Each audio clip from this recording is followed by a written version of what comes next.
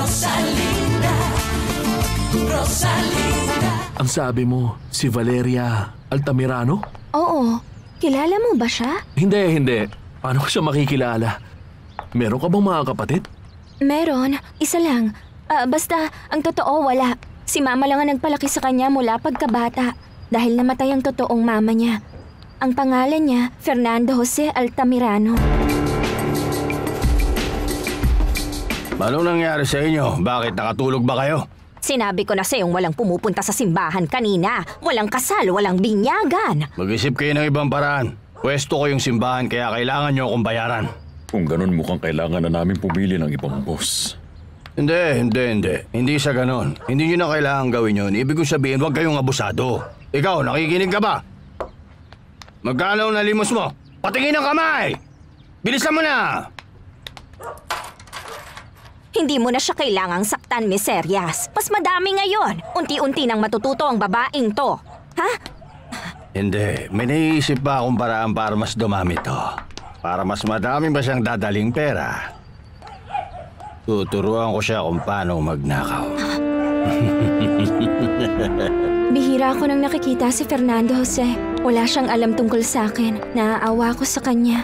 Sabi ni Alcira nagpakasal siya sa isang babae na ayaw ni Mama. Kahit mabait siyang babae, ang pangalan Rosalinda. Ginawa ni Mama ang lahat para paghiwalayin sila. At nung nagkaroon na sila ng anak, kinuha niya yon. Kawawang Rosalinda na baliw siya at dinala sa mental hospital. At hindi lang doon natapos, namatay siya dahil sa sunog. Kung tutuusin talaga, mas malungkot talaga ang buhay niya kaysa sa akin. Anong iniisip mo, Beto? Ikaw lang mahal ko. Lahat ng pinagdadaanan mo. Salamat sa pakikinig mo sa akin. Salamat sa pagmamahal mo. Salamat din sa'yo dahil may tiwala ka sa akin. Mas minahal na kita ngayon. Sobra-sobra.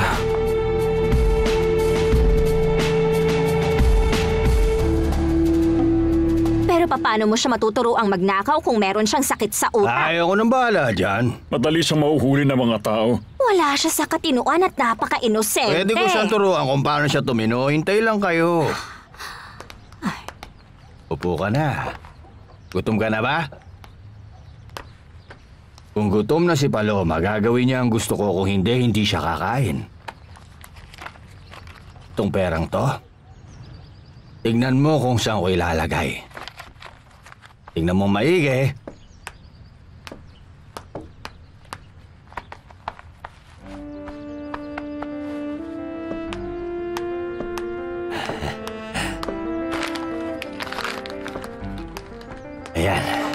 Ayan, sige, yan ang pagkain mo. Hindi! Hindi pa pwedeng kumain si Paloma kung hindi niya kukunin yung tinago ko doon. Kung kukunin mo yon, ibibigay ko to sa'yo. O, dali na. Kunin mo. Sige na, kunin mo. Paano? Alis na muna ako, ha? Beto, meron lang sana akong pakiusap sa'yo. Kahit ano pa, prinsesa. Ayoko sanang sabihin mo kahit kanina yung sinabi ko sa'yo, lalong-lalo na. Tungkol sa mama mo, si Valeria Altamirano? Siyempre hindi, mahal ko. Hindi ako maingay. Salamat, mahal ko. Papasok na ako. O, dali na. Kunin mo na yung pera. Bilis na.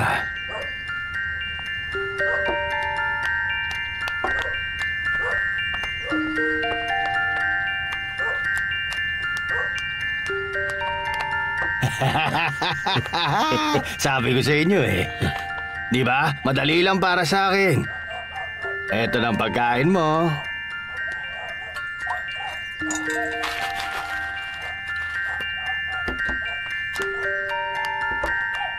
Konting tiyaga lang sa pagtuturo. Patututo rin siya kung paano magnakaw. Hindi niya yun magagawa, Miss Serias. Hindi nga siya matino. Siguruhin niyong maghahanap kayo ng malaking bahay na malapit sa lugar na to bukas. At ako nang bahala kay Paloma, Nagulat si Beto nung malaman niyang si Valeria Altamirano ang mama ko. Talaga namang magugulat siya. Parang pang-drama kaya ang buhay mo. Parang nasa soap opera ka.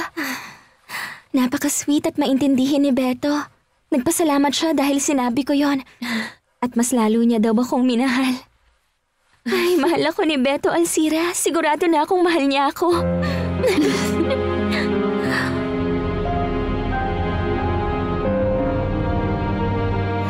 Mahigit 1 buwan na mula nung natapos ko ang mga course.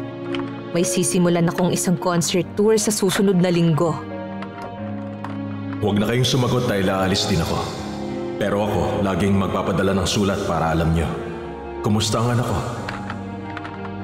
Nakita ko sa picture na pinadala mo na malaki na siya at lalo siyang gumaganda tulad ng mama niya.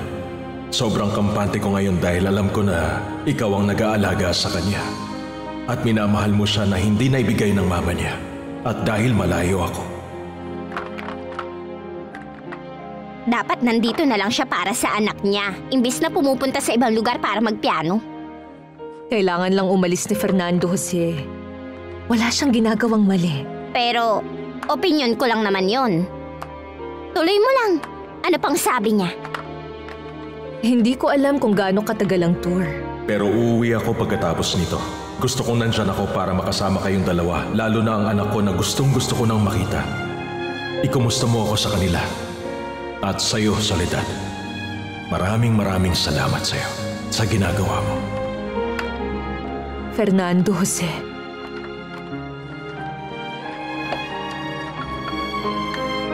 Sa wakas, pagkatapos ng 10 buwan, dumating din. Hindi yan ganun kadali, Senyor Altamirano. Saan ko kailangan pumirma?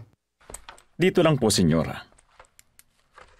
Gaano pa kaya katagal aabutin ito? Ilang araw lang po yan. Kailangan ng konting pasensya. Sige. Bilisan mo, Councilor Mendizabal.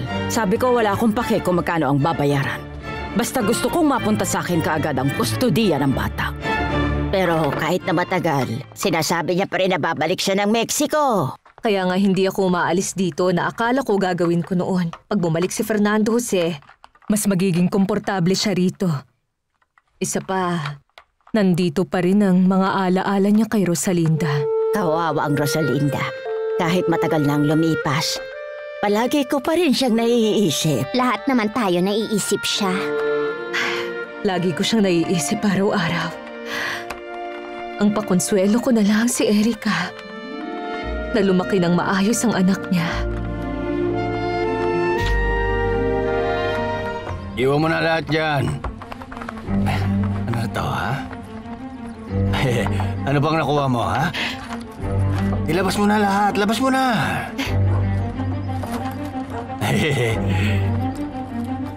Marami kang nakuha ngayong gabi, Paloma. Tignan mo yan lahat, oh.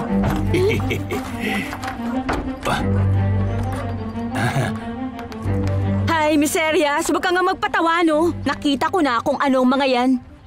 Ano bang akala mo? Nanakawin ko yan? Tingnan mo. Kapag gusto mo, makukuha mo. Uy, grabe. Napakadami nga niyan, ah. Ito mga dala niya, Clarita. Una niya pa lang to, ha? Siguradong yayaman ka dahil sa kanya. Hindi masyado, hindi ito mabili. Siya pa, hatian ko dito sila Angustias at Choi. Sila ang nagturo kung saan, eh. Pagkatapos siya, walang makukuha? Bakit ba, Erica? Anong nangyari, mahal ko? Gutom ka ba?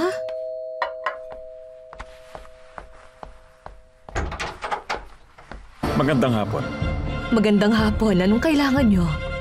Ikaw si Soledad Romero, tama? Rosalinda, Rosalinda.